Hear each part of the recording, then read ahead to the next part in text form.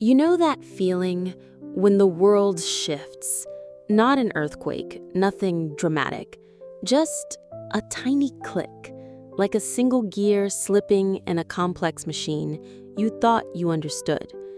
Mine happened on a rainy Tuesday evening, digging through the junk drawer for a spare AA battery. My fingers closed around something thin and crinkly, not a battery, a receipt. From that ridiculously expensive French bistro downtown, Le Jardin, the kind of place you save for anniversaries, or, apparently, Tuesdays. The date leaped out at me. Last Friday, the night Ben said he was working late, finalizing the Henderson account. He'd come home smelling faintly of, well, something, not printer toner and stale coffee, that's for sure. He'd blamed it on grabbing a quick burger with Mike from sales.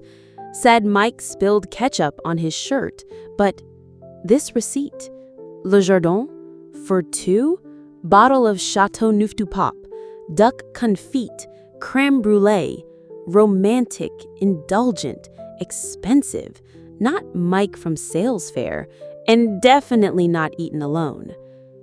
My heart started that annoying, frantic flutter against my ribs. The rational part of my brain, the part that loved Ben, the part that built 7 years of shared life, whispered, maybe a client, a celebration. But the other part, the primal, protective part that felt suddenly icy cold, hissed, he lied. Look at the time, 8:45 p.m. He walked in at 11:30, smelling of rain and, well, something floral? Not ketchup. I remembered Friday night. He'd seemed energized, a little distant maybe, but I'd chucked it up to work stress finally lifting. He'd kissed my forehead, mumbled about being exhausted, showered immediately, gone to bed before me. I thought nothing of it. Until now. Who was she? The question echoed in the suddenly too quiet kitchen, louder than the drumming rain. Faces flashed, colleagues, old friends, strangers I'd seen him smile at. Paranoia, cold and slick, started coiling in my gut. Was it the new graphic designer, Anya, with the laugh that sounded like wind chimes? Or Sarah, his running partner? Or someone I didn't even know existed? I needed proof, more than this damning slip of paper. Ben was meticulous, but he was also complacent. He thought I trusted him implicitly, had trusted him. My laptop felt heavy as I opened it. His email was logged in. A violation? Absolutely. But the violation felt like it started with the duck confit and the lie. His inbox was mostly work. Then I saw it. Sent folder. Last Friday, 10:07 p.m. Subject, tonight. Sent not to a colleague, but to an address I didn't recognize. J.Morgan at the preview text, can't stop thinking about you. That wine and everything after. Next week, same time? J. Morgan. The name meant nothing. The words meant everything.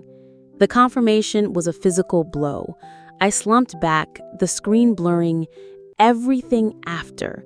The words painted vivid, unwelcome pictures. The shower when he came home, washing away the scent of her. It was Ben, calling from his phone, probably downstairs, just park a car.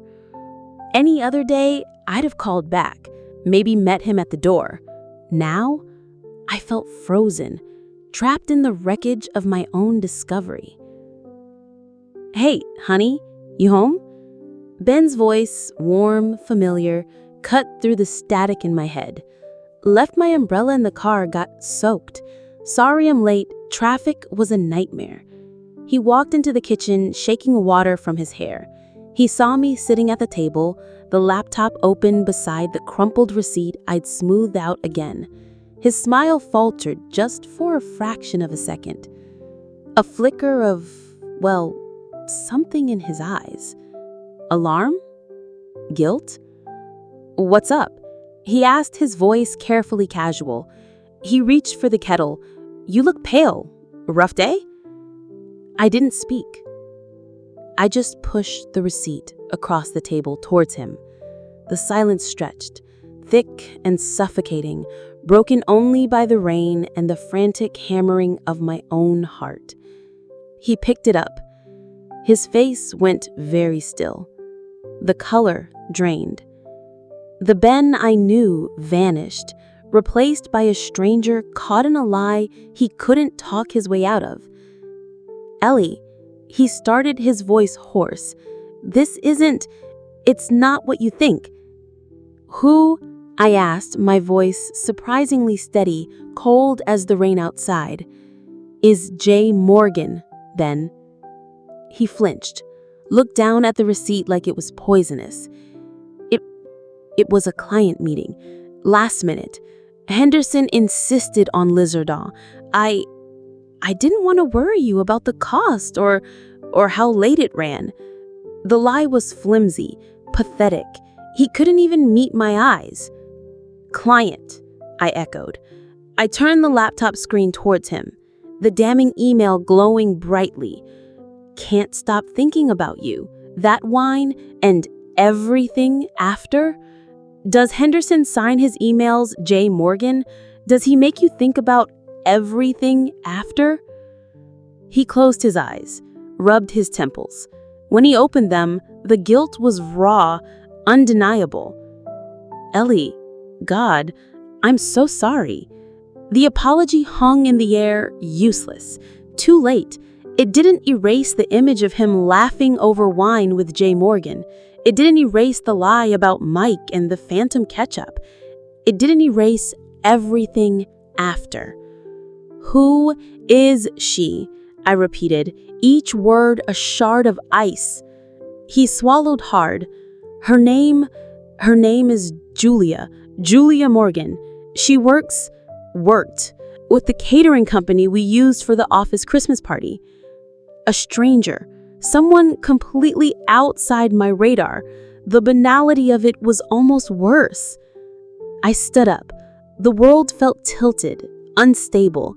The cozy kitchen, our kitchen, felt alien, contaminated by the secret he brought into it.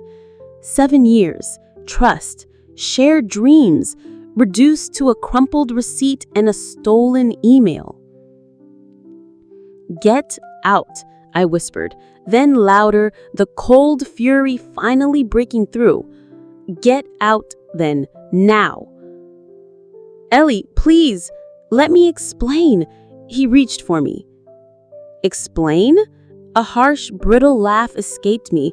"You explained with the lie. You explained with the receipt. You explained with the email. There's nothing left to say. Get out." He looked shattered, broken, but the sight brought no comfort, only a hollow ache. He hesitated, then slowly picked up his still damp coat. He paused at the doorway, looking back, 1,000 unsaid apologies in his eyes. But the trust was shattered, as irreparable as glass. He walked out into the rain, pulling the door closed with a soft, final click. I stood alone in the sudden, echoing silence. The receipt lay on the table, a stark white accusation against the dark wood. The laptop screen had dimmed, hiding the words that ended everything. The rain drummed relentlessly against the window, washing the world outside clean. But inside, the storm was just beginning. The cozy life was gone. All that remained was the cold, hard truth, echoing in the empty space where trust used to be, and the relentless sound of the rain.